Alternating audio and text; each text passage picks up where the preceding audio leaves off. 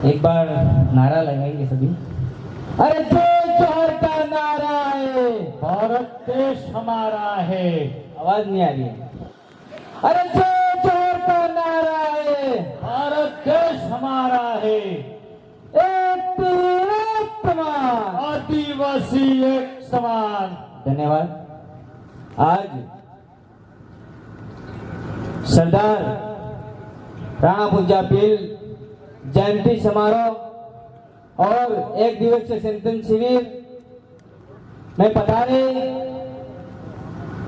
आप सभी पालों पालों से, गांवों से, वीर वीरांगनाओं और हमारे बुजुर्ग माता पिता और मेरे साथी और मेरे प्यारे भाई बहने और जो डुंगरपुर से पधारे हमारे गांधी भाई रोज दादा, उनका आभार, धन्यवाद, जोहार, अभिनंदन करता हूं। साथियों, पहले वक्ताओं ने बहुत सारी जानकारी दी, बहुत सारी बातें भी बताई और आप सभी जानते हैं जो राणा पुंजा भील हमारे राजा रहे हुए हैं, सरदार रहे हुए हैं, उन्होंने मात्र 15 साल की आयु में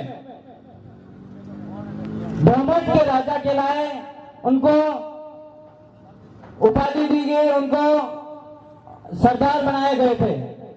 क्योंकि उस समय उनकी पिताजी की डेथ हो गई थी, तो उनको 15 साल की आयु में वो राजा बने, हमारे कबीले के सरदार बने।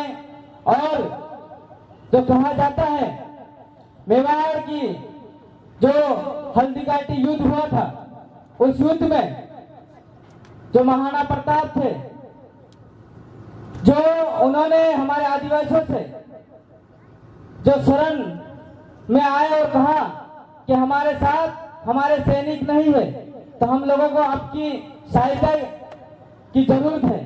तो उस समय हमारे सरदार राणा पुंजा भील ने कहा कि हम लोग आपके साथ कंधा से कंधा मिलाकर लड़ेंगे। और 9000 जो सैनिक थे हमारे भील, उनके साथ में 18 जून 1576 जो हल्दी घाटी का युद्ध प्रारंभ हुआ, उस समय उन्होंने युद्ध लड़ा और इस मेवाड़ का नाम रखा।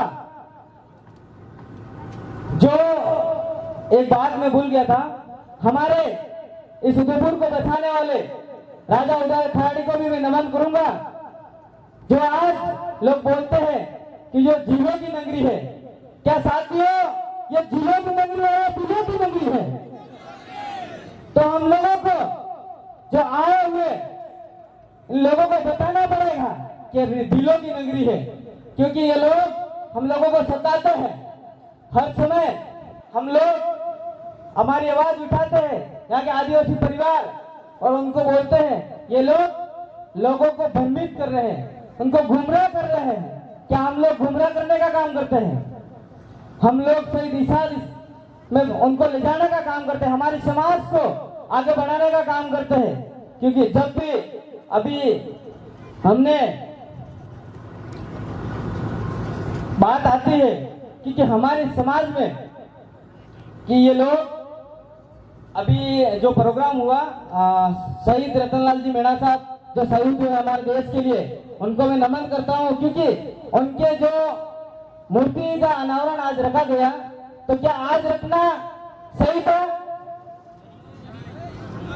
क्योंकि आज हमारे ब्रह्मट के राजा की जयंती है और उसी दिन जो ये निकम्मे लोग जो हमारे समाज के दलाल, वो आज ही के दिन उनका मूर्ति अनावरण करते हैं और हमारी समाज को गुमराह करके उन्हें ले जाने की कोशिश करते हैं। जब भी आदिवासी समाज, आदिवासी गिरोह का जो प्रोग्राम हुआ है, ये पंडाल पूरा भर जाता है, जगह नहीं मिलती है। आज उन लोगों ने हमारे लोगों को भ्रमित किया और उधर ले जाने का काम किया। उन लोगों को भी कहना चाहता हूँ, आप जितना हम लोगों को रोकने के काम करोगे, हम लोग उतना ही ताकतवर से हम लोग आगे बढ़ने का काम करेंगे। क्योंकि हमारे एमएलए साहब कहते हैं, हमारे मतलब डूंगरपुर वाले, हमारे विधायक लोग साहब क्या कहते हैं कि लोग भीड़ नहीं ये भिड़ने वाले हैं। ये लोग भीड़ नहीं ये भिड़ने वाले हैं और उन लोगों को बताना है जो आने वाले समय में हम भीड़ नहीं उन लोगों से भिड़ने वाले हैं। और आजकल तो एमएलए साहब पता नहीं क्या क्या कर रहे हैं, पूरे राजस्थान में उनका नाम वाहवाही हो रही है। हर दिन एक नया काम कर रहे हैं। कल परसों तो हमने सुना कि वहां के विद्यालयों में संविधान और बुकें बांटी जा रही है और हमारे वाले यहाँ के जो संतरी मंत्री है मोबाइल बांटते हैं और हमारे लोगों को क्या कर रहे हैं, अंधविश्वास और इन चीजों में धकेलने की कोशिश कर रहे हैं। क्योंकि जो हमारे समाज से निकले हुए जो विधायक है, दोनों विधायक हमारे समाज को उठाने का काम कर रहे हैं, ये लोग नीचे गिराने का काम करते हैं। तो आप लोगों को समझना होगा कि हमारे लिए, हमारे हक अधिकार के लिए कौन बोलता है और कौन आगे जाके उन गद्दारों से लड़ाई कर रहा है। हमें समझना होगा, उनका साथ देना होगा। क्योंकि हम जब कहीं ना कहीं अगर घबरा जाते हैं तो हम लोगों पर वो हावी पड़ते हैं। आप लोगों को घबराने की जरूरत नहीं है। जो जोगी तालाब में जो आज जो प्रोग्राम हो रहा है, यहाँ पे कई लोगों को डराया गया, धमकाया गया, प्रशासन भी दबाव बनाया गया इनके ऊपर। और इनके ऊपर हमारे समाज में एक हाथी पाती और डेली लेते हैं। वो भी इनको बोला ये 12 गांव की जो पंचायत है, इनसे आप लोगों को बाहर निकाल दिया जाएगा, आपकी हाथी पाती बंद कर दी जाएगी। पर इन लोगों ने, यहाँ के स्थानीय जो आयोजन कमेटी है, इन्होंने हार नहीं मानी। उन्होंने बोला अगर हमें बाहर भी निकाल दे तो कोई दिक्कत नहीं, पर हम लोग राणा प्रताप जो जयंती है, जो एक दिन का चिंतन है, उसको मनाएंगे और समाज के साथ खड़े रहेंगे। हमारा लिए यही परिवार है। क्योंकि उन लोगों को धन्यवाद करना चाहता हूँ। उन लोगों ने आदिवासी परिवार से जुड़ के कुछ सीखा है और सीख के उन्होंने इतना तो काम कर लिया है कि हमें किसी से डरने की जरूरत नहीं है। हम लोग एक सही दिशा में जा रहे हैं और एक सही आदिवासी परिवार से जुड़ के काम कर रहे हैं। देखो साथियों, जो रैली आ रही यही आएगी। आप लोग सही तरह से सुने। हो सकता है कि मैं कुछ गलत भी कह दूं, सही भी कह दूं। अगर सही कहा तो आप लोग सुनेंगे और अपनी समाज में अगर वही बातें ले के रखेंगे, हमारी समाज एक बंधन में बंधेगी। तो साथियों, हेलो, आपने क्या सावाना मकसद? तो जो समाज की बात करते हैं तो उनके लिए मैं कहना चाहता हूँ, आपके लिए खुली जाजम है। आप आओ और इस आदिवासी परिवार की जाजम पे आके अपनी बात रखो, अपने समाज को आगे बढ़ाने में योगदान दो। क्योंकि आप लोग से बात करते हैं पीछे से, तो मैं आपके साथ हूँ। अरे साथ हो तो समाज में बैठ के बिठाओ ना। आप लोग जाजम के एक साथ बैठ के बताओ कि हम साथ हैं। मैं भी बोल देता हूँ हम साथ हैं। साथ है तो दिखते क्यों नहीं हो? साथ देना है और साथ कहने से नहीं होगा, साथ में आके बैठना पड़ेगा, समाज की बात रखनी पड़ेगी, जब जाके आप लोग हमारे साथ होंगे।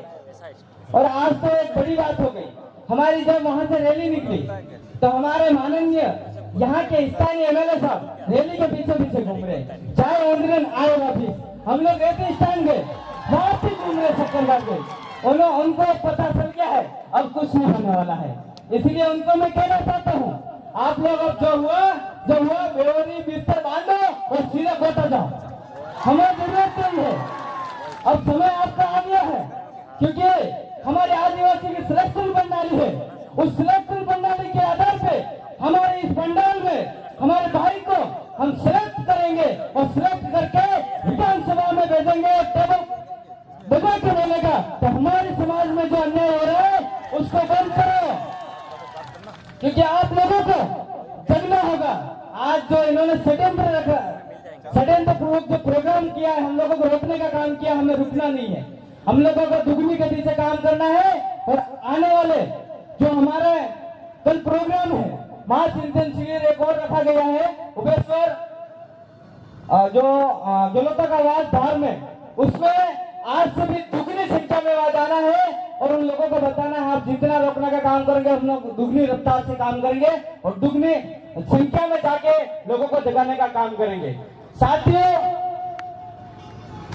आप लोग युवा साथी हो और युवा साथी ही इस बात को समझ सकता है कि हमारी समाज को सही दिशा बता, क्योंकि हमारे डोकरे अगर 60 से 70 साल हो गए, अगर वो बताते हम लोगों को कि आपको इधर नहीं इधर जाना है, ये रास्ता सही है, तो हम लोग आज ये नौबत ही नहीं आती, ये चिंतन शिविर करने की जरूरत नहीं पड़ती। क्योंकि आज हमें नौबत इसलिए आई है क्योंकि उन लोगों ने प्रयास नहीं किया, गुलामी करने की जी हजूरी करी। हमें जी हजूरी नहीं करनी है। हम लोग सभी संवैधानिक और पढ़े लिखे लोग हैं, संवैधानिक दायरे में और संविधान को समझते हैं। तो संविधान के दायरे में रहते हुए अभी मुकेश जी भाई साहब ने बताया था कि संविधान के दायरे में रह के हम लोगों को अपनी लड़ाई लड़नी है और उनसे जीतना है। और हम लोग कितने भी ज्ञापन दे देंगे, कुछ भी कर देंगे, फिर भी हमारे ये लोग बात मानने वाले नहीं है। पर एक बात तो है, आदिवासी परिवार में दम तो है, क्योंकि जब आदिवासी परिवार कलेक्ट्री गया है तो उसको बात मनवा के रहा है। क्योंकि हमारी जो यूडीए वाली जो सीढ़ियां थी, ये लोग हमारे उदयपुर के आसपास 30 से 35 किलोमीटर के एरिया में बिठाने चाह रहे थे। उसके विरुद्ध आदिवासी परिवार ने और हमारे सभी गांव से पधारे जो एरिया आ रहा था उन लोगों ने सहयोग किया और बड़ी संख्या में उदयपुर कलेक्ट्रेट जाके धरना प्रदर्शन करके उनको बता दिया हमारी एकता क्या है। और वो एकता से कई गांव यूडीए से निकाल दिए गए हैं, पर कुछ गांव रह गए हैं जो उदयपुर के लगभग 5 से 10 किलोमीटर के एरिया में आ रहे हैं। उसके लिए आप लोगों को फिर आगे आना है और उसको भी निकलवाना है। आप सभी जानते हो उदयपुर में जो ये 200 फीट रोडें निकाल रहे हैं और उसके आसपास सारी जमीनें यूआईटी वाले कब्जा कर रहे हैं। इसी तरह से मैं यहाँ के आसपास वालों को कहना चाहता हूँ, आप लोग जग जाओ, नहीं तो तुम जो रह रहे हो झोपड़ियां खाली करनी पड़ेगी तुम लोगों को। यहाँ पे आसपास में मैदान के नाम से कई लोगों को झोपड़ियां तोड़ दी गई। तो अभी अगर अपनी जगह तो आने वाले समय में जो अभी रह रहे हो वो भी आपको खत्म कर दिया जाएगा। और हमारे जो बोली भाषा संस्कृति है उसको तो वैसे पहले ही खत्म कर दिया है। सिटी में आसपास में तुम आप लोग रहते हो और आप लोगों को तो पता ही नहीं है कि इस वेशभूषा में रहना है। क्योंकि आप लोग सीखो हमारे पूर्वज क्या पहनते थे, हमारी माता बहनें किस तरह से संस्कृति में रहती थी। आज तो पता नहीं क्या क्या पहनते हैं, मेरे को बोलना नहीं चाहिए, पर आपको समझना होगा हमारी संस्कृति नहीं है वो। आपको अपनी संस्कृति और लौटना होगा और उन लोगों को बताना होगा कि हमारी संस्कृति यह है। हम लोगों को समझना होगा। जब लोग आप समझ जाओगे हमें चिंतन शिविर करने की जरूरत नहीं पड़ेगी।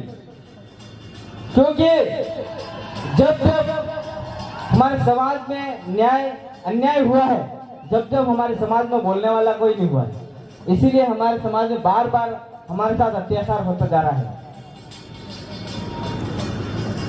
तो आप लोगों को सबको साथ में खड़ा रहना है और अन्याय के खिलाफ लड़ना है। और हमारे साथी और आसपास के पंचायतों से पधारे उनका इस राणा प्रजा जयंती की और शिविर में चिंतन शिविर में आपका आभार, जोहार, अभिनंदन है। मैं ज्यादा नहीं रोकूंगा पर एक शायरी के माध्यम से मेरी बात को यही समाप्त करूंगा। रख हौसला वो मंजर भी आएगा, अरे रख हौसला वो मंजर भी आएगा, प्यासे के पास चलकर समंदर भी आएगा, अरे प्यासे के पास चलकर समंदर भी आएगा। रख आदिवासी परिवार की जाजम पे कदम, तुझे तेरा बिल प्रदेश भी मिलेगा और मिलने का मजा भी आएगा। धन्यवाद। जय जवाहर, जय आदिवासी, जय प्रदेश, जय संविधान।